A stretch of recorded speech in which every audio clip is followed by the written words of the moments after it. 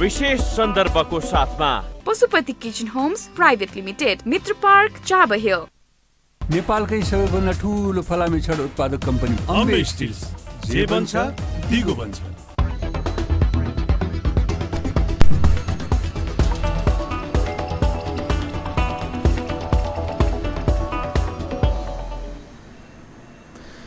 नमस्कार, स्वागत छ दर्शकवृन्द यहाँहरूलाई कार्यक्रम विशेष सन्दर्भमा। म रोहन श्रेष्ठ। विशेष सन्दर्भको आजको यस श्रृङ्खलामा हामी मूलभूत रूपमा पछिल्लो अवस्था, यति बेला कोरोना महामारी दोस्रो लहर सुरु भइसकेको अवस्था रहेको छ। निषेधाज्ञा छ, मुलुक यति बेला निषेधाज्ञामा छ। के साँच्चै नै निषेधाज्ञा मात्रै एउटा कारक बन्न सक्छ कोरोना भाइरसको न्यूनीकरणको लागि, या हामीले सचेत हुनुपर्ने अरू पनि ठाउँ रहन्छ? पहिलो लहर त हामीले देख्यौँ, पास पनि भयो, बिचमा हामीले धेरै गल्तीहरू पनि गऱ्यौँ, कमी कमजोरी पनि भए। दोस्रो लहर देखियो। यो पहिलो र दोस्रो लहरलाई मूल्याङ्कन गर्ने भने तेस्रो लहर पनि नआउला भनेर भन्न सकिन्न। यो आउनै नदिनको लागि, यो दोस्रो लहरलाई दोस्रो लहरमै सीमित गर्नको लागि अवलम्बन गर्नुपर्ने उपायहरू के हुन सक्छन्? त्यसमा राजनीतिक नेतृत्वको भूमिका के हुन सक्छ? सरकार सञ्चालन गर्ने जिम्मेवार पदाधिकारीहरूको भूमिका के हुन सक्छ? आज हामी यही विषयमा केन्द्रित हुन गइरहेका छौँ। त्यसको लागि आज हामीसँग औषधि विज्ञान विज्ञ, विश्लेषक प्रोफेसर डाक्टर बालमुकुन्द रेग्मी आज हामीसँग हुनुहुन्छ। प्रोफेसर, स्वागत छ यहाँलाई। धन्यवाद। पछिल्लो अवस्थालाई नै थोरै विश्लेषणात्मक ढङ्गबाट प्रस्तुत गरौँ होइन? पहिलो लहर देखियो, धेरै सिचुएसन क्रिटिकल बनेन थ्याङ्कफुल्ली त्यति बेला। दोस्रो लहरले जसै झट्का दियो, त्यसपछिको कन्डिसन वर्स हुँदै गएको महसुस भइरहेको छ। कसरी विश्लेषण गर्नुहुन्छ यो बेलालाई? कहाँनिर हामी चुक्यौँ, के भयो? धन्यवाद। यो धेरै महत्त्वपूर्ण प्रश्न हो र अहिले सारा नेपालीलाई असाध्यै मनभित्र घोचिरहेको, दुखिरहेको प्रश्न पनि यही हो। हामी पहिलो लहरबाट झन्डै झन्डै सफल भएका नेपालीहरू कसरी दोस्रो लहरमा प्रवेश गर्यौँ? त्यो पनि झन्डै झन्डै नसोचेको हिसाबले। धेरै मान्छेले भनेका थिए दोस्रो लहर आउन सक्छ, त्यो त सबैलाई मतलब विशेषज्ञहरूले भनिरहेका थिए, तर आउला भन्ने पत्तै हालेको अवस्था थिएन, तर आयो कसरी? यो धेरै महत्त्वपूर्ण प्रश्न हो।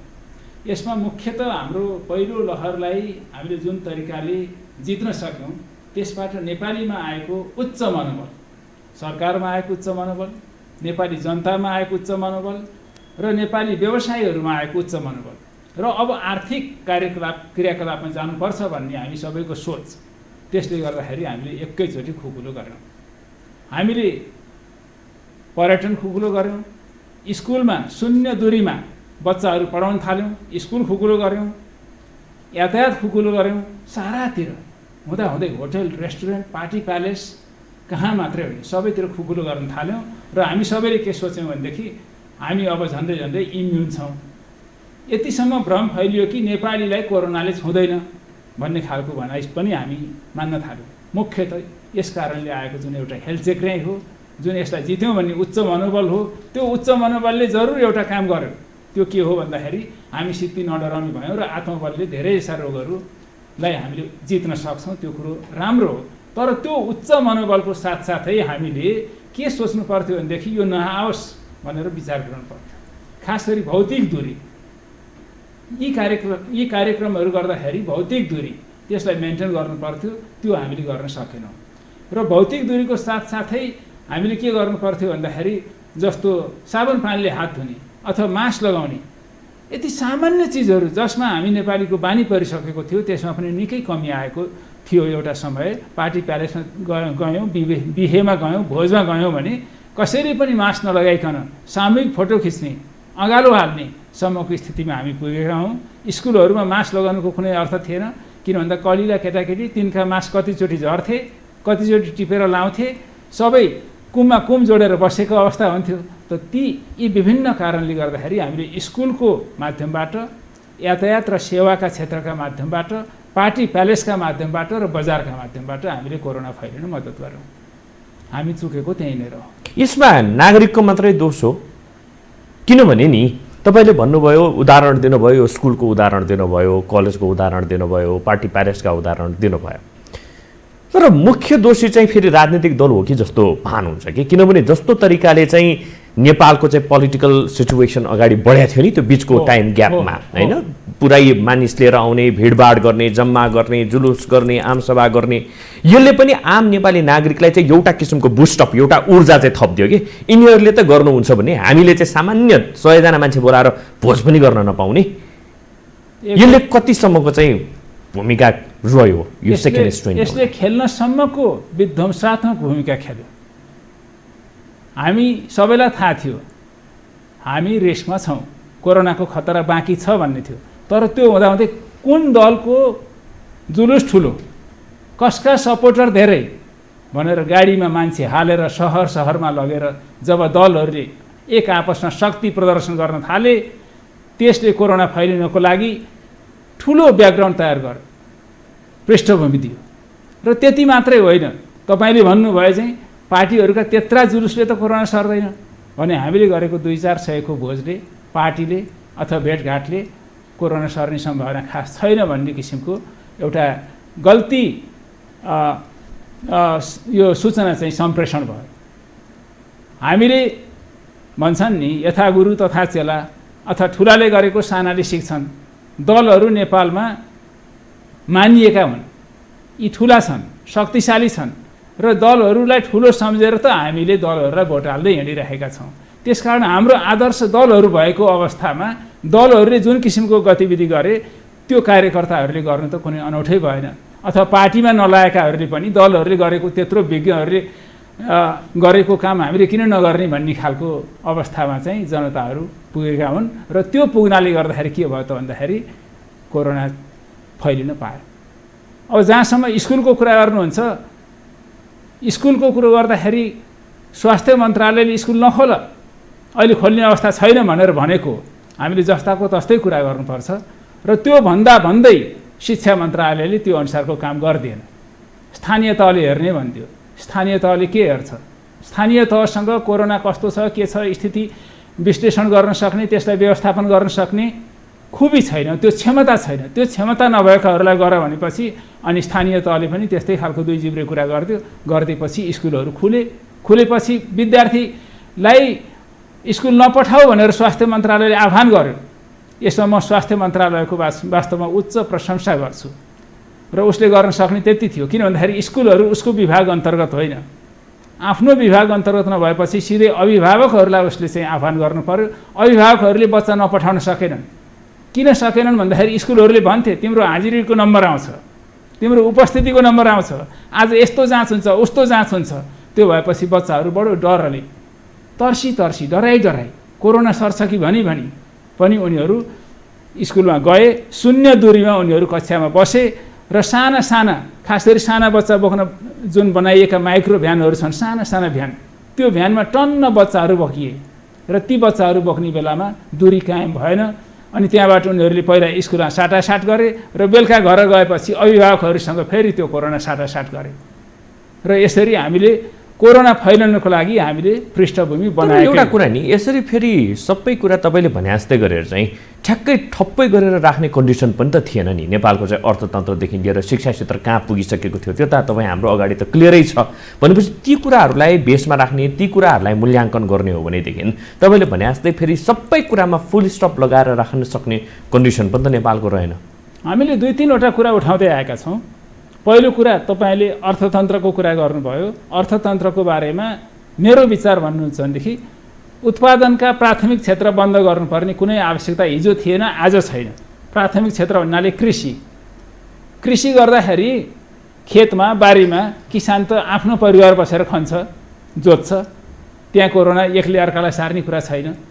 त्यो हामीले बन्द गर्नु परेन। वन इत्यादिसँग सम्बन्धित कामहरू, तर आवत भन्ने चिज त हुन्छ। म त्यसमा आउँछु। खानी आदिसँग सम्बन्धित कामहरू, यी कामको लागि हामीले रोक्नु पर्दैन। सामान्यतया आफ्नै खेतबारीमा नजिकै घर बनाएर बसेका मान्छेहरू हुन्छन्, पैदल जान्छन्।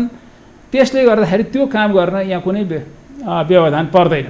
अब जहाँसम्म सामान ओसार पसार गर्ने कुरा हो त्यसको लागि कृषि उपजै फलिसकेपछि बजारसम्म त पुर्याउनु पर्यो। होइन, त्यो कहिले रोकिएको छ र? त्यो लकडाउनमा पनि रोकिँदैन, हामीले खानुपर्ने हुन्छ। त्यसकारण लकडाउन गर्ने भन्नुको अर्थ यी पेसाहरू, यी व्यवसायहरू बन्द गर्ने होइन। हाम्रो अलिकति बुझाइ यहाँनिर कमजोर भएको थियो पहिलो लकडाउनमा। कतिपय मान्छेहरू घर फर्किन चाहन्थे, उनीहरूलाई घर फर्किन नदिने, जुन किसिमको दुःख उनीहरूले पाए त्यो हाम्रो अनुभवको कमीले पनि थियो। हामीले फेरि पछि आएर फर्केर सरकारले अथवा हाम्रो म्यानेजमेन्टको यस्तो भयो उस्तो भयो भनेर मात्रै पुग्दैन। त्यतिखेर हामी बडो आत्तिएका थियौँ। हामीले सुनेका थियौँ कोरोना धेरै पर भएपछि पनि त्यसले देख्ने बित्तिकै सर्छ, यस्तो खालको भ्रमहरू पनि हामीसँग थिए। ती कारणले गर्दाखेरि कतिपय चिजहरू हामीले ठप्प पार्यौँ। तर अहिले त्यो आवश्यकता छैन। प्राथमिक उत्पादनका क्षेत्रहरू यथावत चल्न सक्ने अवस्था छ। अब म दोस्रोमा जान्छु। औद्योगिक क्षेत्र चल्न सक्ने अवस्था छ। उद्योगलाई के भन्न सकिन्छ भने तिम्रा कारिन्दाहरू, तिम्रो उद्योगमा काम गर्नेहरूको सुरक्षाको जिम्मा तिमी लिऊ, बस्ने खाने व्यवस्था तिमी मिलाऊ, तिनीहरूलाई समुदायसँग लसपस नहुने गरी काममा लगाऊ भनेर हामीले भन्न सक्छौँ। त्यो गर्दाखेरि उद्योगहरू चल्न सक्छन्। उद्योगहरूले भनेका छन् त्यो काम हामी गर्न सक्छौँ भनेका छन्। त्यसकारण उद्योगहरू बन्द गर्नुपर्ने आवश्यकता छैन। अब आउँछ सुरक्षा र स्वास्थ्यसँग सम्बन्धित कुराहरू कुनै पनि बन्द गर्न मिल्दैन, बन्द गर्नुपर्ने अवस्था पनि छैन। अस्पतालहरू खुल्नुपर्छ, खुलेका पनि छन्। हो पहिलो लकडाउनमा केही मान्छे आत्तिएर कतिपय सेवा सुविधाहरू नदिएको, बिरामीहरू जान डराएको यो अवस्था थियो। तर अब हामीले सिकिसकेका छौँ रोगहरू पालेर बस्नुपर्ने, अरू नन कोभिडका बिरामीहरूले उपचार नपाउने, हार्ट एट्याक हुँदाखेरिसम्म मान्छे अस्पताल नजाने, त्यो अवस्था गर्नु अनुचित हो, त्यो गर्नु आवश्यक छैन। र अब म अर्को कुरामा आउँछु, ट्रान्सपोर्टेसन के गर्ने भन्ने कुरामा। ट्रान्सपोर्टेसन अथवा यातायात यो नै एउटा सिङ्गल चिज हो जसले चाहिँ कोरोना एक ठाउँबाट अर्को ठाउँसम्म निकै छिटो फैलाउँछ, एक ठाउँका मान्छे अर्को ठाउँ पुर्याउँछ। यो चिजमा हामीले संयम अपनाउनै पर्छ। हामीलाई इच्छा छैन हवाईजहाजहरू बन्द हुन्, हामीलाई इच्छा छैन यातायातका व्यवसायहरू आफ्नो व्यवसाय चलाउन नपाउन्। तर अवस्था के छ भन्दाखेरि त्यो नै त्यस्तो ठाउँ हो जसमा हामीले नियन्त्रण गर्न सकेनौँ भनेदेखि कोरोना नियन्त्रणमा आउँदैन। त्यसो हुनाले यो ठाउँमा हामीले संयम हुनुपर्छ, स्कुलहरूमा संयम हुनुपर्छ। र मैले त के भनेको छु भनेदेखि जुन व्यवसायहरू अहिले बन्द गर्नुपर्ने हुन्छ यसरी कोरोनाको कारणले गर्दाखेरि यो देशमा भएका सबै व्यवसाय हाम्रा आफ्नै हुन्, निजी क्षेत्रको होस् सरकारी क्षेत्रको होस्, ती सबै हाम्रै हुन्। त्यसो हुनाले सरकारले चलेका व्यवसायहरूबाट उठेको राजस्व नचलेका व्यवसायहरूलाई थेग्नको लागि धेर थोर कर छोडिदिने हो कि अथवा अलिकति राहत प्याकेज दिने हो कि त्यसरी पनि हामीले मिलाउनु पर्ने हुन्छ। अहिले यो बेला होइन मलाई यो सुविधा चाहियो त्यो सुविधा चाहियो भन्ने कसैले पनि, न कुनै पेसाकाले, न कुनै उद्योगकाले, न कुनै सेवाकाले अहिले अतिरिक्त सुविधाहरू हामीलाई दिनुपर्छ भन्ने बेला होइन। अहिलेको बेला भनेको मेरो व्यवसाय चाहिँ अहिले चल्छ, त्यसकारण म त बाँचिराखेकै छु। अब अरू नचलेका व्यवसायहरू अथवा बन्द गर्न परेका व्यवसायमा चाहिँ राज्यको स्रोत त्यतापट्टि लैजाउँ, परिचालन गरौँ र सबैले बाँच्ने अवस्था बनाऊँ भनेर यो किसिमको एउटा समन्वयात्मक किसिमको अर्थतन्त्रमा हामी जानुपर्छ, अर्थनीतिमा जानुपर्छ। त्यसरी जाँदाखेरि स्कुलहरू पनि खोल्न धेरै लालायत हुँदैनन्, सिनेमा हल पनि खोल्न धेरै लालायत हुँदैनन्, दोहोरी साँझ पनि खोल्न धेरै लालायत हुँदैनन्। किन भन्दा उनीहरूको पनि दुई छाक टरिरहेको अवस्थामा उनीहरू यसलाई स्वीकार्न तयार हुन्छन्। हामीले यसरी हेर्दाखेरि यो क्राइसिस म्यानेज गर्न सकिन्छ। यो पछिल्लो समय चाहिँ जसरी सरकारले निषेधाज्ञा जारी गरेको छ, अब विभिन्न ठाउँमा त भइ नै सकेको छ, लकडाउन भनेर भनिसकेको अवस्था रहेको छैन। यद्यपि ह्युमन मोबिलाइजेसनको कुरा गर्ने हो भनेदेखि आवत जावत छ, मार्केटमा देखिन्छ त्यो। अनि एउटा टाइम फ्रेम खोलिदिएको छ यो मानिसलाई चाहिँ दैनिक आवश्यकको वस्तुहरू किन्नको लागि, खरिद गर्नको लागि भनेर। यदि त्यो टाइममा हेर्ने हो भनेदेखि मार्केट कस्तो छ त्यसले पनि एउटा प्रश्न चाहिँ क्रिएट गरिरहेको छ। भनेपछि अहिले जस्तो किसिमको रवैया हामीले अपनाएका छौँ होइन, एउटा एकातिर डेथ टोल हाई भइरहेको छ, अर्कोतिर चाहिँ सङ्क्रमितको केसेसहरू पनि बढै छ। अर्को ठाउँमा हेर्ने हो भनेदेखि जहाँनिर चाहिँ हामीले स्टप गर्नुपर्ने कुराहरू हो ती कुराहरूमा चाहिँ उचित ध्यान नदिएको हो कि भन्ने पनि एक थरीको चाहिँ महसुस भइरहेको छ। भन्दाखेरि सरकारले अहिले जे गरिरहेको छ त्यो कतिसम्मको चाहिँ सही हो अथवा चाहिँ कहाँनिर फेरि चुकिरहेको छ भनेर बुझ्ने ठाउँ छ। अब सरकारले यस्तो छ, सरकारको इन्टेन्सन सही छ, मान्छेहरूको बिचमा धेरैभन्दा धेरै सम्पर्क हुन नसकोस्, नपाओस् भन्ने। तर कार्यान्वयनमा समस्या के छ भनेदेखि एउटा पसल खोल्यो, सामान किन्न आउने मान्छे आफै दूरी मेन्टेन गर्ने पक्षमा छैन। 2 मिटर दूरी राखेर अर्कोले किनिसकेपछि आफ्नो पालो आउँदाखेरि किन्ने हो भनेदेखि त्यो पसल दिनभरि खोले पनि फरक पर्दैन। वास्तवमा त्यसो गर्दाखेरि अझ यो जुन रोग सर्ने सम्भावना हो त्यो अझ कम हुन्छ।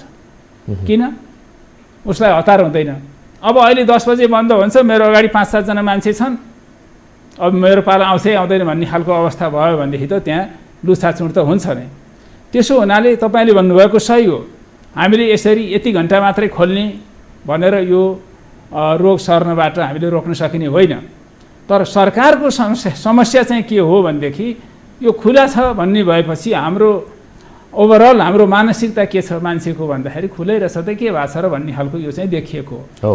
जबसम्म लकडाउन अथवा बन्दाबन्दी हामीले लाद्दैनौँ त्यो बेलासम्म स्थिति बिग्रिएको छ भनेर नसोच्ने खालको एउटा जुन मानसिकता छ नि, त्यो मानसिकतालाई हामीले जतिचोटि कराए पनि, सरकारले अथवा यहाँको विशेषज्ञहरूले जतिचोटि भने पनि, स्वास्थ्य मन्त्रालयले जतिसुकै प्रचार गरे पनि हामीले त्यसलाई ग्रहण गर्न मानेका छैनौँ। कमजोरी यहाँनिर छ। यो कमजोरी हाम्रो नागरिकको तर्फबाट पनि सच्याउनु आवश्यक छ र सरकारले पनि यहाँनिर म एउटा कुरा ल्याउन चाहन्छु, एउटा स्वयंसेवक दल बनाउनु पर्छ भनेर मैले धेरै पहिलादेखि भनेको थिएँ। त्यो स्वयंसेवक समूह चाहिँ कस्तो हो भन्दाखेरि त्यो कुनै पोलिटिकल पनि होइन, कुनै नन पोलिटिकल पनि होइन। त्यो केवल स्वयंसेवकको विपद म्यानेजमेन्टको लागि, व्यवस्थापनको लागि उसले सघाउँछ। त्यो सरकारी जागिरीहरू, किन सरकारी अफिसहरू अहिले बन्द छन्, सरकारी कार्यालय बन्द गर्नु भन्नुको अर्थ सरकारी कर्मचारीलाई बिदा दिएको भन्ने अर्थमा बुझिनु हुँदैन। सरकारी कर्मचारीहरूले अहिलेको यो बन्द भएको अवस्थाको पनि तलब खाने हुन्। त्यसो हुनाले उनीहरूलाई स्वयंसेवकको रूपमा समुदायमा परिचालन गर्नुपर्छ। त्यस्तै हाम्रा यो केन्द्रदेखि तलसम्म, वडासम्म, खास गरी स्थानीय स्तरमा जननिर्वाचित प्रतिनिधिहरू छन्, वडा अध्यक्ष छन्, वडा सदस्य छन्।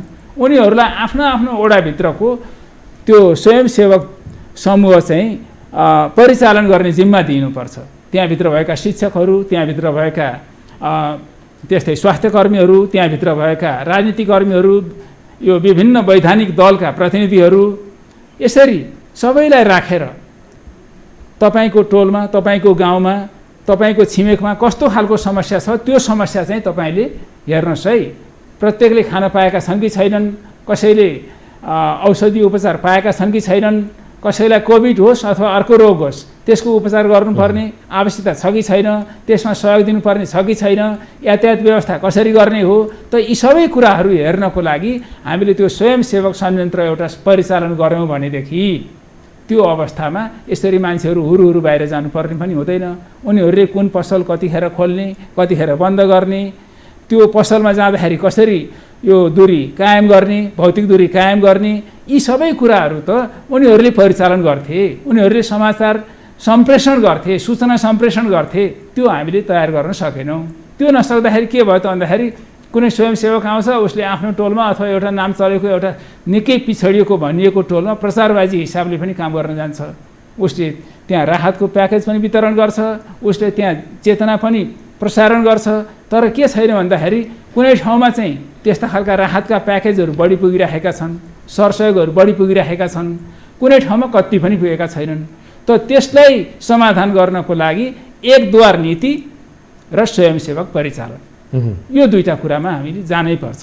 एकद्वार नीति भन्ने बित्तिकै के हुन्छ भन्दाखेरि अब वडाहरूको रिपोर्ट यस्तो छ, गाउँ गाउँको रिपोर्ट यस्तो छ, अवस्था यस्तो छ, त्यहाँनिर यतिवटा बढी एम्बुलेन्स परिचालन गर्नुपर्ने आवश्यकता छ, अथवा अक्सिजन सिलिन्डर त्यहाँ दुईटा एक्स्ट्रा बसिरहेको छ, यो ठाउँमा प्राप्त छैन।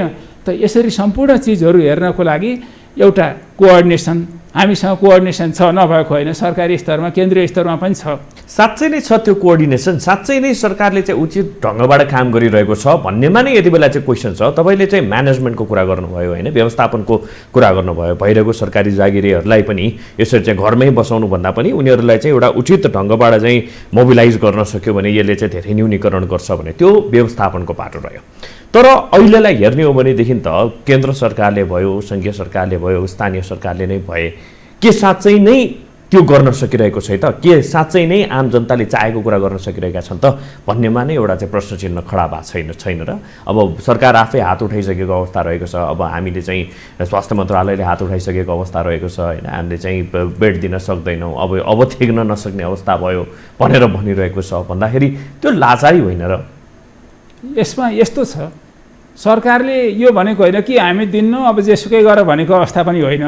सरकारले यदि अहिले आइरहेको जुन यस्तो खतरनाक स्थिति जुन आइरहेको छ, सम्भावना आइरहेको छ, त्यसलाई मुकाबिला गर्नको लागि यदि जनस्तरबाट पनि उत्तिकै संवेदनशीलता देखाइएन भने यो हाम्रो नियन्त्रण बाहिर जान सक्छ र त्यसरी नियन्त्रण बाहिर गएको अवस्थामा सरकारले उनीहरूको व्यवस्थापन गर्न नसक्ने अवस्था आउन सक्छ भनेको त्यो जसले पनि भन्नु पर्थ्यो, तपाईँ भए पनि म भए पनि भन्ने त्यही हो। किन भन्दाखेरि त्यो लाचारीपन भएन र त्यो लाचारीपन होइन, त्यो सरकारको त दायित्व हो नि हरेक नागरिकलाई चाहिँ। होइन, त्यो बुद्धिमत्ता हो। लाचारीपन चाहिँ के हो भनेदेखि मान्छेले फोन गरेर भन्दैछ मलाई कोरोना छ अथवा मेरो घरमा सुतेर हुन नसकेको महिला छ, उसलाई एम्बुलेन्स उपलब्ध गराऊ, अस्पताल लैजाऊ भन्दाखेरि रेस्पोन्स नहुने, त्यतिखेर उनीहरूलाई बचाउन कोही नआउने, त्यो चाहिँ लाचारीपन हो। तर हामी संवेदनशील भएनौँ भने त्यस्तो दिन आउन सक्छ भनेर बताउनु चाहिँ बुद्धिमत्ता हो, त्यो लाचारीपन होइन। यो दुईवटा चिजलाई हामीले छुट्याएर हेर्नुपर्छ। अब तपाईँ आइहाल्नुभयो, यो चाहिँ के अरे हाम्रो कतिको संयोजन भइरहेको छ, उच्च स्तरीय संयन्त्र लगायत जिल्ला स्तरीय संयन्त्रहरू, यो प्रान्तीय संयन्त्रहरू। किनभने अहिले चाहिँ अब कोभिड लाग्नेहरूकै पनि बुझाइ के रहेको छ भने योभन्दा अगाडि त कमसेकम स्थानीय तहले भयो, त्यस्तै गरेर चाहिँ वडाले भयो, स्थानीय त पनि वडाले भयो, त्यस्तै गरेर चाहिँ तपाईँको स्वास्थ्य मन्त्रालयबाट कमसेकम एक कल फोन जान्थ्यो, तपाईँको अवस्था कस्तो छ, गाह्रो भयो भनेदेखि फोन गर्नुहोस् भनेर भन्थे। तपाईँलाई चाहिँ हस्पिटलहरूमा जाँदाखेरि पनि एउटा किसिमको चाहिँ रेस्पोन्स हुन्थ्यो। तर अहिले आएर त रेस्पोन्स गर्ने कन्डिसनै छैन, जुनसुकै हस्पिटलमा फोन गरेर बेड छैन भन्ने किसिमको जवाफ, बाहिर राखेर चाहिँ उपचार गर्नुपर्ने जवाफ। त्योदेखि बाहेक आएर चाहिँ स्थानीय तहले भूमिका नखेलिदिएको भनेपछि त यो त अनि त्यसपछि आउँछ केन्द्र सरकारबाट त्यस्तो किसिमको भनाइहरू भनेपछि यसले चाहिँ साँच्चै नै हाम्रो गभर्मेन्ट चाहिँ रेस्पोन्सिबल नभएको जस्तो पनि त देखाउँछ नि त। त्यो त व्यवस्थापन मात्रै होइन नि। यदि लकडाउन गर्ने अनि जनताको स्वास्थ्यको लागि भनेर लकडाउन गर्ने, यतातिर चाहिँ ऊ आफैले नै सक्दैन भनेर भनिसकेपछि त्यसको लकडाउन लाउनु अथवा चाहिँ जनतालाई घरभित्रै थुनेर बस भनेर भन्नुको पनि कुनै औचित्य त रहन्न भन्ने किसिमको पनि एउटा सर्कलमा एउटा तब्कामा चाहिँ विश्लेषण भइरहेको छ। यसलाई कसरी हेर्ने? यसो हो, लकडाउन भनेको कुरा र निषेधाज्ञा भनेर भन्नु, निषेधाज्ञा भन्ने कुरा र यो सरकारको जिम्मेवारी भन्ने कुराहरू एकै ठाउँमा आउने कुरा होइन। यो निषेधाज्ञा चाहिँ के हो भन्दाखेरि कोरोना सर्नको लागि ब्रेक गरौँ भन्ने हिसाबले सरकारले मुभमेन्टलाई कम गर्न ल्याएको चिज हो। योभन्दा पहिलोचोटिको कोरोनाको जुन पहिलो लहर थियो त्यतिखेर सरकारले के भन्यो भनेदेखि जहाँसुकै आपूर्तिको हामी ग्यारेन्टी लिन्छौँ, हरेकको स्वास्थ्य सेवाको हामी ग्यारेन्टी लिन्छौँ भन्यो। त्यो अनुसार कोसिस पनि गर्यो। कोरोना धेरै नफैलिएको कारणले लगभग सफल पनि भयो। कतिपय कमजोरीहरू हुन्छन्, खास गरी क्वारेन्टिनमा भएका कमजोरीहरू, त्यतातिर हामी अहिले नजाउँ। अब दोस्रो लहरमा सरकारले त्यो किन भनेन भन्ने कुरा जुन आइरहेको छ, सरकारले त्यो भन्नुपर्छ। स्वास्थ्य मन्त्रालयले हिजै मात्रै पनि विज्ञप्ति निकालेर हामी जिम्मा लिनु भनेर भनेको छैन भनेर स्वास्थ्य मन्त्रीले भन्नुभएको छ। त्यो कुरोलाई त पत्याउनु पनि पर्यो नि। यहाँ के छ भन्दाखेरि अब थ्याक्न सक्दैन है भन्ने कुरालाई नै यदि हामीले सरकारले हात उठायो भन्छौँ भनेदेखि त्यो अर्को कुरा हो। सरकारले त्यो भन्नुपर्छ। यदि हामी सबै संयमित भएनौँ भनेदेखि यहाँको सरकारले त के संसारभरिको सरकारले पनि, संसारभरिको सबभन्दा शक्तिशाली देशका सरकारले पनि तिनका देशमा हात उठाएकै हुन् नि त। छिमेकी भारतमा झन्डै सेवा दिन नसकेको अवस्था त्यहाँ छ नि त। अमेरिकामा त्यस्तो स्थिति आएको हो नि त। त्यसो हुनाले एउटा सर्टेन अवस्थामा एउटा निश्चित बिन्दुमा पुगेपछि सरकारहरूले अथवा यो भइरहेका संयन्त्रहरूले स्वास्थ्य सेवा अथवा कुनै पनि किसिमको सेवा उपलब्ध गराउन नसक्ने अवस्था आउँछ। त्यो अवस्था आउँछ भनेर सरकारले विश्लेषण गर्नु, यसलाई कमजोरी भनेर सम्झिनु भएन। कमजोरी चाहिँ कहाँ हो भनेदेखि त्यो अवस्था बुझिसकेपछि त्यो अनुसारको तयारी। र खुसीको कुरा अहिले अक्सिजन छैन बजारमा भनिरहेको अवस्थामा चीनले 20,000वटा सिलिन्डर नेपाललाई दिन्छु भनेको छ। त त्यो आइसकेपछि अनि हाम्रा अस्पताल र औषधि के अरे अक्सिजन उत्पादकहरूले के भनिरहेका छन् भनेदेखि हामी पुग्दो अक्सिजन उत्पादन गर्न सक्छौँ, हामीसँग त खालि सिलिन्डरको अभाव हो भनेको। अब चीनबाट 20,000 सिलिन्डर आयो भने मोटामोटी अक्सिजनको अभाव त समाधान हुँदैछ नि त। त्यस कारण पोजिटिभ साइडमा पनि कामहरू भइरहेका छन्। तर अर्को कुरा, यहाँ सबैभन्दा महत्त्वपूर्ण कुरामा म तपाईँलाई यहाँनिर जोड्न चाहन्छु। त्यो के हो भन्दाखेरि अघि पनि गाडीहरू प्रशस्त हिँडेको कुरा यहाँले उठाउनु भयो नि, त्यसमा सरकारको आँखा पुगेको छैन। तपाईँ पत्रकार, म एउटा फार्मासिस्ट, तपाईँसँग पत्रकारको परिचय पत्र छ, मसँग फार्मासिस्टको परिचय पत्र छ। तर तपाईँ र मैले आफ्नो परिचय पत्र साँच्चै त्यो काममा जाँदाखेरि मात्रै, नहिँडी नहुने अवस्थामा मात्रै त्यो परिचय पत्र देखाइदिनु पर्यो। ट्राफिक प्रहरीले पनि अनि बुझ्छ, हामीलाई छोड्ने गर्छ। तर हामीले संयम भइदिएनौँ भनेदेखि हामी जस्ता यहाँ धेरैजना छन्, सरकारी कर्मचारी सायद सबैलाई परिचय पत्र छ र आफूभन्दा माथिल्लो दर्जाको ओहदाको एउटा सरकारी कर्मचारी आएपछि अलि तल्लो तहको ट्राफिक प्रहरीले सायद रोक्दैन। त भन्दाखेरि यो सबै चिजमा हामीले संयम भएनौँ भनेदेखि बाटामा भिड हुन्छ। हिजो मात्रै यो जडीबुटी लिएर एयरपोर्टभन्दा उतापट्टि भक्तपुर जाने लिएर ट्राफिक जामको एउटा फोटो आज बिहान पत्रिकाहरूले दिइराखेका थिए।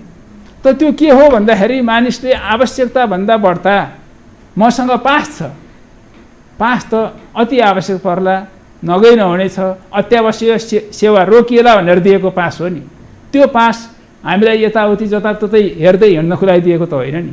त त्यो एउटा त्यसमा विवेक पुर्याइदिनु चाहिँ हामीले पनि आवश्यक छ। सम्पूर्ण पास होल्डरहरूले त्यो विवेक पुर्याइदिनु आवश्यक छ र सरकारकै उच्च तहको कर्मचारी भए पनि यदि कोरोना व्यवस्थापनमा अथवा अहिलेको स्वास्थ्य र सुरक्षा व्यवस्थापनमा उसको भूमिका छैन त्यतिखेर भनेदेखि उसले त्यो पास प्रयोग गर्नु भएन। त्यसरी चाहिँ हामीले अथवा त्यसरी पास चलाउन नपाउने खालको एउटा नियम समय नि अब अहिलेको अघि पनि हामीले चाहिँ जोड्यौँ कुरा होइन। अब हिजोकै मात्र तथ्याङ्क हेर्ने भने 7,000 भन्दा बढीलाई चाहिँ कोरोना सङ्क्रमण देखिएको अवस्था रहेको छ। थुप्रैको मृत्यु भइसकेको छ। अस्ति त 35सम्म पनि पुगिसकेको अवस्था रहेको थियो।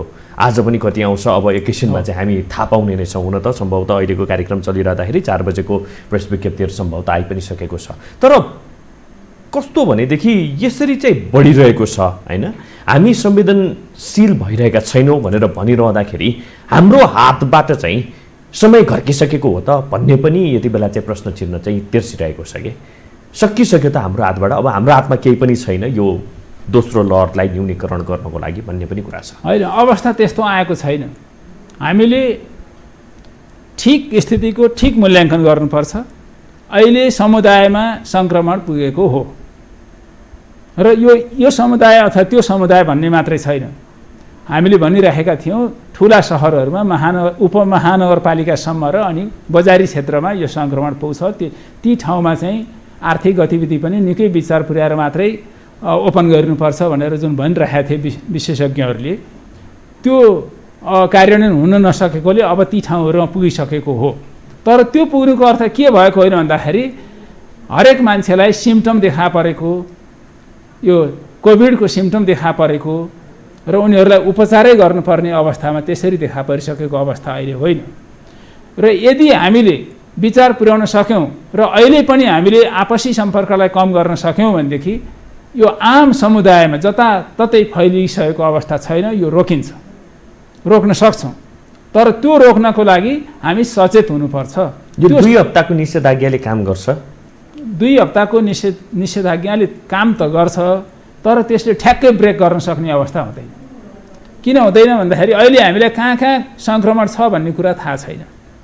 त्यो कहाँ कहाँ सङ्क्रमण छ भनेर थाहा लाग्नै 2 हप्ता लाग्छ।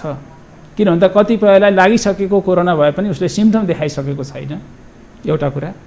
दोस्रो कुरा, 2 हप्ताको बिचमा यो सर्दै पनि त गएको हुन्छ। त्यस कारण नयाँ मान्छेहरू फेरि देखिन बाँकी छ। सङ्क्रमित मान्छेहरू कमसेकम 4 हप्ता, 1 महिनादेखि 6 हप्तासम्मको यो निषेधाज्ञा आवश्यक पर्छ।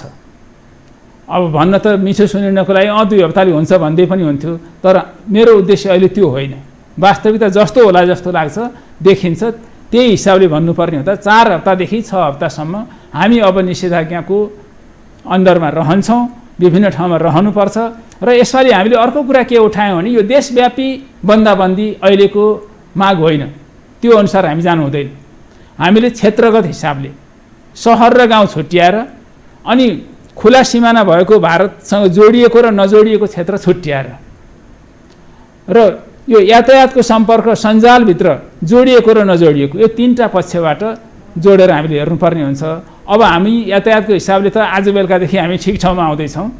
हामीले जुन इभन होम स्टेसम्मको पर्यटनलाई स्वागत गरेका थियौँ नि त बिचमा, त कतिसम्म गलत गरेका थियौँ भन्ने कुराको उदाहरण।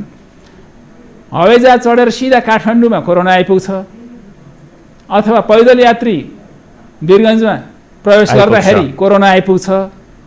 त ती ठाउँहरूमा हामीले राम्रोसँग चेक एन्ड ब्यालेन्स गर्न नसक्ने भइसकेपछि र त्यो हवाईजहाज चढेर मान्छे आए ठिक छ, तर उसलाई हामीले साँच्चै नै यो कोरोनाको निगरानीमा राखेर उनीहरूलाई हेर्न त सकेनौँ नि। उनीहरूलाई आइसोलेट गरेर राख्न त सकेनौँ नि 2 हप्ता अथवा 10 दिन।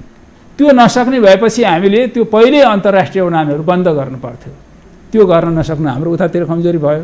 तर त्यो कमजोरी यो आज बेलुकादेखि टुङ्गिँदैछ। त्यो टुङ्गिएपछि बाहिरबाट आउने जुन कोरोना हो त्यसमा चाहिँ कमी भयो, बन्द भयो, त्यो ब्लक त भयो। अब यो खास गरिकन भारतसँग सीमा जोडिएका बोर्डरहरू हामी बन्द गर्न सक्दैनौँ। बन्द गरेर बन्द हुँदैन, किनभने जहाँबाट जो हिँडे पनि हुन्छ। त्यसो हुनाले त्यो ठाउँका स्थानीय निकायहरूलाई त्यो बोर्डर पोइन्टहरूलाई हामीले व्यवस्थापन गर्न जरुरी छ। र त्यो व्यवस्थापन गर्ने भनेको उनीहरूलाई प्रवेश गर्न नदिएर होइन। नेपाली नेपाल फर्किन नपाए, पैदल आउन नपाउने त्यो कस्तो देश? त्यस कारण त्यहाँनिर हामीले उनीहरूलाई बडो सम्मान साथ खाना बस्नको व्यवस्था गरेर, उनीहरूको हेरचाह गरेर, स्वास्थ्यको हेरचाह गरेर त्यहाँ होल्ड गर्नुपर्ने आवश्यकता छ। त्यो कुरामा हामीले ध्यान दिन सक्यौँ भनेदेखि भित्र आइसकेको कोरोना जुन छ त्यो नफैलिँदाखेरि हामी यो 2 देखि 4 हप्तामा 4 हप्ता जतिमा भित्रका कोरोनाका केसहरू वृद्धि हुन छोड्छ। त्यो भइसकेपछि धेरै हदसम्म चाहिँ न्यूनीकरण। यो अप्टिमम लेभल चाहिँ कहिलेसम्म जाला? कहिलेसम्ममा चाहिँ अब किनभने निषेधाज्ञा सुरु भएको 5 दिन जति भयो होइन, भनेपछि म्याक्सिमम लेभलसम्म चाहिँ कहिलेसम्म जाला? यो 2 हप्ता 3 हप्ताको दौरानलाई यदि क्याल्कुलेट गर्ने अहिले धेरैको प्रक्षेपण चाहिँ जेठ महिना चाहिँ सबैभन्दा उच्च बिन्दुमा पुग्छ भन्ने खालको नै देखिन्छ। जेठको अन्त्यसम्ममा चाहिँ नेपालमा के कारणले कोरोनाको उच्च बिन्दुमा पुग्छ भनेर भनिराखिएको अवस्था छ। अब त्यसमा त मैले भने नि अहिले यतातिर निषेधाज्ञा त भइसक्यो, निषेधाज्ञा भयो। तर निषेधाज्ञा हुँदाखेरि के समाजमा, घर परिवारमा, टोल छिमेकमा पसले र क्रेता र खरिद गर्ने मान्छेको बिचमा के सम्पर्क छैन त? सम्पर्क छ। त्यो सम्पर्कलाई हामीले मिनिमाइज गर्न सकेका छैनौँ। त्यो मिनिमाइज हुनु पर्यो। त्यो मिनिमाइज भयो, त्यहीँनिरै हाम्रो चाहिँ एकदमै कटिङ पोइन्टमा हामीले पुर्याउन सक्यौँ। हरेक व्यक्ति, हरेक परिवार अर्को परिवारसँगको सम्पर्कबाट कोरोना लेनदेन नहुने अवस्थामा पुग्न सक्यो भनेदेखि त्यो हो लगभग 3 हप्ता जतिमा हाम्रो उच्च बिन्दुमा पुगिसक्छ र हामी तल गर्न थाल्छौँ। तर त्यो अवस्था छैन।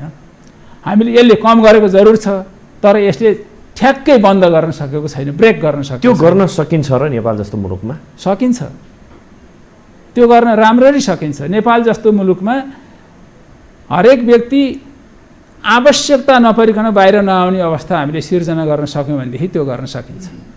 हामीमध्ये धेरै मानिस, मैले अघि नै भने, प्राथमिक उत्पादनको क्षेत्रमा त कोरोना फैलिएकै होइन, पहिला पनि होइन, अहिले पनि होइन, उनीहरूको माध्यमबाट यो कोरोना फैलिएको होइन।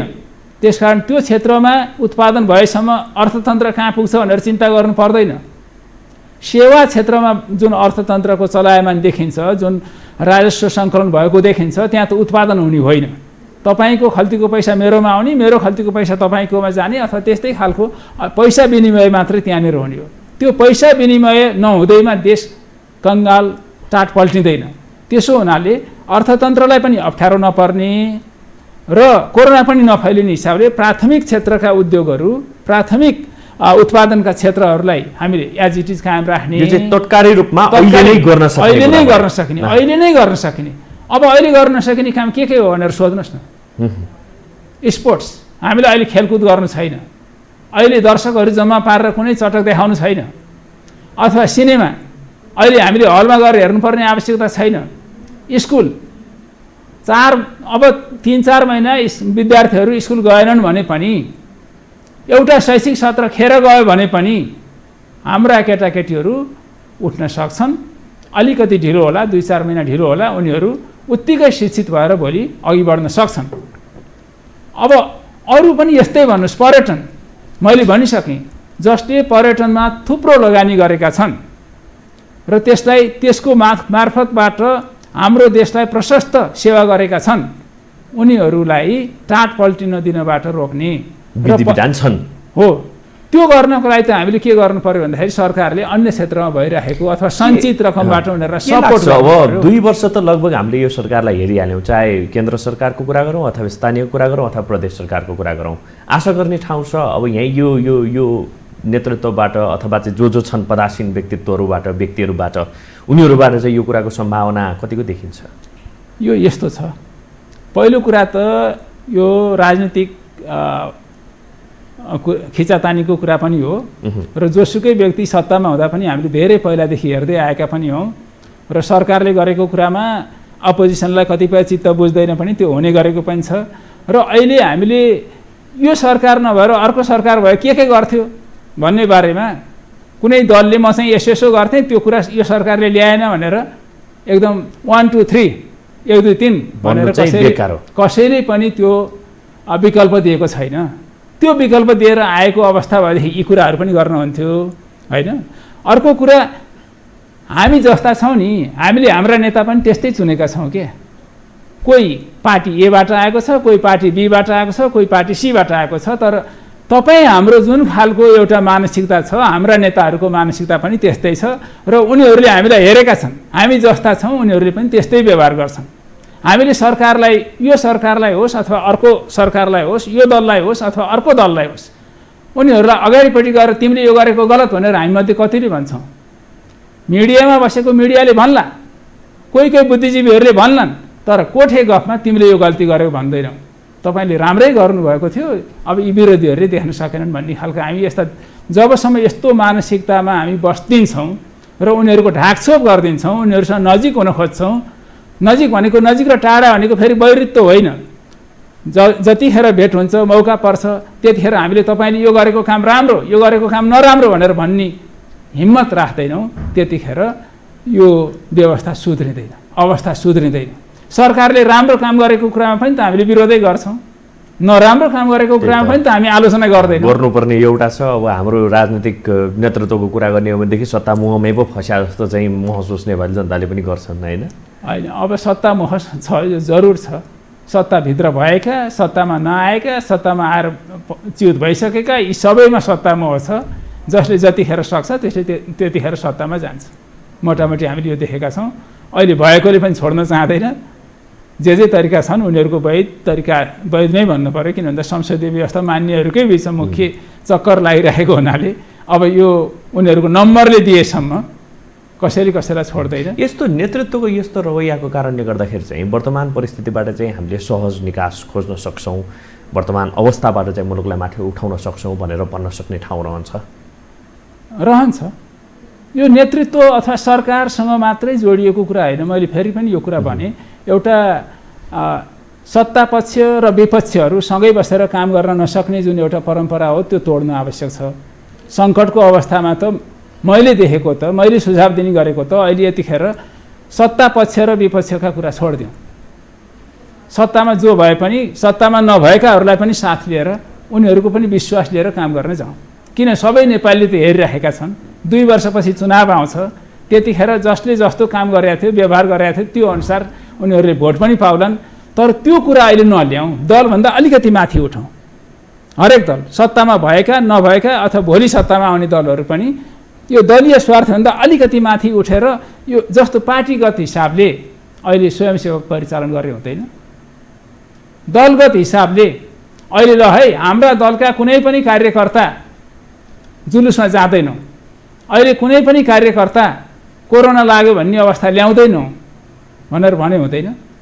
अहिले हाम्रो दललाई फोन आयो भनेदेखि हामी चाहिँ जनसमुदायलाई सहयोग गरिहाल्छौँ अप्ठ्यारोमा परेकोलाई भनेर भने हुँदैन। कता कति भनेका पनि छन् स्थानीय हिसाबले। त त्यो काम गर्न सक्यो भनेदेखि त दलहरूको इमेज स्वतः बढ्छ र हामी नेपाली जनताले पनि सुख पाउँछौँ। यो कोरोना पनि केही न केही मत्थर भएर जान्छ भन्दाखेरि सत्ता बाहिर रहेका दलले पनि यी कामहरू गर्न सक्छन्, सत्ताभित्र रहेको दलले पनि यो कामहरू गर्न सक्छन्। र स्थानीय तहमा त सबै दलका छन् नि त, केन्द्रमा छ अब एमालेको सरकार छ, तर स्थानीय निकायमा त अरू दलहरूको सरकार पनि छन् नि त। त आफ्ना आफ्ना स्थानभित्र, आफ्ना आफ्ना स्थानीय निकायभित्र, गाउँपालिका अथवा नगरपालिकाभित्र, महानगरपालिकाभित्र त्यो किसिमको प्र्याक्टिस गरेर देखाउँदा भयो नि। हजुर, अब लगभग हामी समयको अन्त्यतिर छौँ। तपाईँ एज अ फार्मास्युटिकल्स एउटा चाहिँ फार्मेसीमा पिएचडी, तपाईँको चाहिँ पिएचडी होल्डर हुनुहुन्छ। पछिल्लो समय यो कोरोनाको खोपको बारेमा पनि अलिकति डोजको विषयमा पनि थोरै कुराहरू उठिरहेको छ। फर्स्ट डोज दिनेहरूले सेकेन्ड डोज पाइरहेको अवस्था रहेको छैन होइन, त्यो टाइम फ्रेम ग्यापिङ धेरै भइसकेको छ। फर्स्ट र सेकेन्ड डोज दुइटै लागेकोहरूलाई पनि भइरहेको छ, कोरोना लागिरहेको अवस्था रहेको छ भन्दाखेरि यो चाहिँ खास के हो? अब यसमा के छ भनेदेखि पहिलो कुरा म यो दोस्रो प्रश्नबाट जान्छु। कोरोनाहरू अहिले जुन हाम्रो कोरोना भ्याक्सिन आएको छ, जुन खोप आएको छ, ती खोपहरू कुनै पनि खोप 100% प्रभावकारी छैन। यो उनीहरू उत्पादक कम्पनीले पनि दाबी गरेको छैन। यी भ्याक्सिन यो खोप बजारमा आउनुभन्दा पहिला उनीहरूले परीक्षण गरेका हुन्छन्, क्लिनिकल ट्रायल भन्छन्। त्यसमा मुख्यतः 3वटा चरणमा उनीहरूले हेरेका हुन्छन्। सबभन्दा पहिला त्यसले कतिको काम गर्छ, कतिको सुरक्षित छ, कतिको प्रभावकारी छ, यी चिजहरू गरिसकेपछि कुन उमेर समूहमा प्रभावकारी छ, यो सबै उनीहरूले हेरिसकेपछि यसलाई चाहिँ बजारमा ल्याइन्छ खोप भनेर। अर्को कुरा, अहिले जुन खोप आएको छ यो चाहिँ आपतकालीन प्रयोगको लागि भनेर मान्यता पाएका हुन्। यी सबै खोपले आफ्ना आफ्ना देशमा आपतकालीन प्रयोगको लागि भनेर, यो चाहिँ पुरा प्रभावकारी छ, पुरा सुरक्षित छ भन्ने छैन। उनीहरूले यसमा यो पनि भनेका छन् कि यसबाट यदि कसैमा दुष्प्रभाव पर्न गएमा त्यसको जिम्मेवारी यो खोप उत्पादक कम्पनी हुने छैन भनेर पनि भनेका छन्। र त्यही अनुसार हाम्रो देशको सरकारले पनि खोप लिनेहरूलाई यो कुरा प्रश्न पारेको छ, पहिलो कुरा। दोस्रो कुरा, यिनीहरूको प्रभावकारिता 50%देखि 94-95%को हाराहारीमा छन्। विभिन्न खोप उद्योगहरूका खोपहरूका प्रभावकारिता फरक फरक छन्। तर अब यहाँनिर यतिखेर यसको यति त भनेर भनि नहालौँ, त्यो हेर्न खोज्नेहरूले लिट्रेचरमा प्राप्त गर्न सक्छन्। विभिन्न समीक्षाहरू छन्, यो चाहिँ पत्र पत्रिकामा र जर्नलहरूमा यो प्रकाशित भइरहेको छ। त हामी कहाँ आएका ती 90-95% प्रभावकारी भनेर भएका खोप मात्रै पनि होइनन्, पहिलो कुरा। त्यस कारणले गर्दाखेरि अब भनौँ न ल 90% प्रभावकारी छ भनेर भनियो भने पनि 10 जनामध्ये 1 जनालाई कोरोना लाग्न सक्ने भयो। कोरोनाको जोखिमबाट 10 जनामध्ये 1 जना चाहिँ जोखिमबाट बाहिर जान सकेन। तर त्यो कुन चाहिँ 1 जना हो भन्ने त थाहा छैन। त्यसो हुनाले यो खोप लगाइसकेपछि पनि सङ्क्रमणको सम्भावना रहन्छ। त्यो सम्भावना रहे पनि कुरा खुसीको, पहिलो डोज र दोस्रो डोज दुईटै लगाए पनि यो कुनै कुनैमा एउटा मात्रै डोज चाहिने छ। नेपालमा त त्यो आएको छैन होइन, जस्तो मोडर्नाको एउटा मात्रै डोज लगाएको छ। तर हामी कहाँ आएको 2टा डोज लगाउनु पर्ने नै हो अहिलेसम्म आएको। त्यो 2टै डोज लगाइसकेपछि पनि 100% प्रभावकारिता हुँदैन। अनि यो जुन ग्यापिङ हुन्छ नि, अब पहिलो डोज दियो दोस्रो डोज त लगाएको छैन अहिले भनेदेखि त्यो ग्यापिङले चाहिँ के असर गर्छ कि गर्दैन? पहिलो डोजको डोजलाई चाहिँ त्यो ग्यापिङले असर गर्न सक्छ। तपाईँले सही प्रश्न गर्नुभयो। निर्मूलै गरिदिने पो हो कि फेरि अर्को डोज लाउँदाखेरि चाहिँ फेरि नयाँ लगाएको जस्तो बराबर हुने हो? त्यस्तो हुँदैन, त्यस्तो हुँदैन। पहिलो कुरा के छ भन्दाखेरि 2टा डोज लागिसकेपछिको प्रभावकारिता हो जुन हामीले यो कुरा गरेका छौँ नि। एउटा मात्रै डोज लगाए पुग्ने मोडर्नाको केसमा एउटै डोज पछिको हो यो प्रभावकारिता।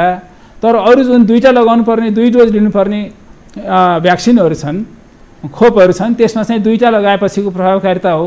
बिचमा केही पनि हुँदैन त भन्ने प्रश्न आयो। बिचमा हुन्छ केही, तर त्यसको रिपोर्ट आएको छैन। एउटा डोजले पुग्दैन भन्ने कुरा उनीहरूले देखेर 2टा डोजमा गएका हुन्। जसले 1 डोज मात्रै लगाएर बसेका छौँ हामी त्यो ढुक्क हुने अवस्थामा पुगेका छैनौँ। तर समयमै दोस्रो डोज लगाउन सकिएन भने पहिलो डोज ल्याप्स हुन्छ कि? जस्तो यो एन्टिबायोटिक खाए जस्तो बिचमा टुटेपछि काम गर्दैन कि भन्ने कुरा होइन। त्यसको हेर्दाखेरि अहिले कतिपय ठाउँमा अन्त पनि 2 महिना 3 महिनाको अन्तरालपछि पनि लिइरहेका छन्। त्यस हुनाले त्यो हुँदैन भन्ने अहिलेसम्म देखिएको छैन। अब अर्को महत्त्वपूर्ण प्रश्न के छ आउने गरेको छ भनेदेखि एउटा कम्पनीको पहिलो डोज र अर्को कम्पनीको दोस्रो डोजले के हुन्छ भन्ने बारेमा अध्ययन भइरहेको छ बाहिर पनि। हामी कहाँ दोस्रो डोज नदिएको चाहिँ खोप नभएर होइन, यो पहिलो डोज दिने बेलामा नै त्यसलाई चाहिँ दोस्रो डोज पनि बाँकी छ भन्ने निश्चित गरेर मात्रै दिने गरिएको हुनाले हाम्रा यी खोपहरू सुरक्षित छन्। जसले पहिलो डोज पाएका छन् तिनीहरूले दोस्रो डोज पाउन सक्छन्। त्यही कम्पनीकै पाउँछ? त्यही कम्पनीकै पाउँछ। किन फेरि यो ढिला चाहिँ किन भयो? होइन, ढिला किन भयो भने दिन सक्ने वातावरण रहेन नि। जस्तो यहाँले खोप नभएर होइन, खोप नभएर होइन। जस्तो योभन्दा अलिकति पहिला देख्नुभयो नि खोप लगाउने खोप केन्द्रहरूमा के भयो? भिड, शून्य दूरी, त्यहाँ उछिन। त त्यो हिसाबले चाहिँ यो खोप अहिले तत्काल दोस्रो डोज दिन नसकिएको हो। दोस्रो डोज पाउँछन्, समयमै पाउँछन् र प्रभावकारी हुने गरी पाउँछन्, त्यसमा शङ्का गर्नु पर्दैन। हुन्छ डाक्टर साहब, धेरै धेरै धन्यवाद हाम्रो स्टुडियोमा आइदिनु भयो। यो चाहिँ कोरोनाको कहरको बिचमा चाहिँ आफ्ना जानकारीहरू विचार राखिदिनु भयो। यहाँलाई धेरै धेरै धन्यवाद। रोशनज्यू, यो हो टेलिभिजन र तपाईँलाई धेरै धेरै धन्यवाद। मैले आफ्नो कुराहरू राख्न पाएँ।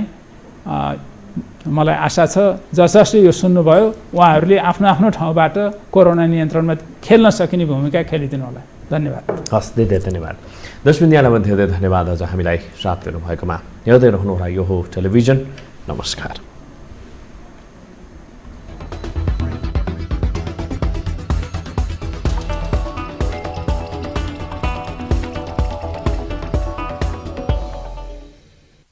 विशेष सन्दर्भको साथमा Pashupati kitchen homes private limited, Mitra park, Chabahil. नेपालकै सबैभन्दा ठुलो फलामे छड उत्पादक कम्पनी अम्बे स्टिल्स, जे बन्छ दिगो बन्छ।